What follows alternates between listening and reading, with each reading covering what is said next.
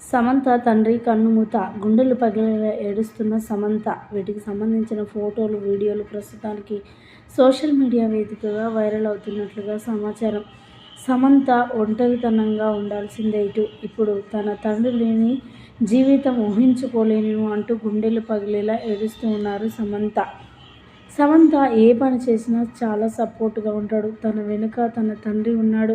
తన తండ్రి వల్లనే నేను ఇంతటి విజయాన్ని సాధించాను అంటూ కూడా మాట్లాడుకొస్తూ ఉన్నారు సమంత. తన తండ్రి లేకపోతే నేను లేను, నా తండ్రిని ప్రతి క్షణం నాకు తోడుగా ఉన్నాడు, నా జీవితంలో ఒంటరితనం లేకుండా నాకు సంతోషాన్ని ఇచ్చింది మా తండ్రిని అంటూ కూడా గుండెలు పగిలేలా ఏడుస్తుంది సమంత. ఈ వార్త విన్న నేను అసలు నమ్మలేకపోయాను. నా తండ్రి నాకు లేడా, దూరం అయిపోయాడా అని చెప్పి నేను ఘోరంగా ఏడ్చాను అంటూ కూడా మాట్లాడుకొస్తున్నారు సమంత.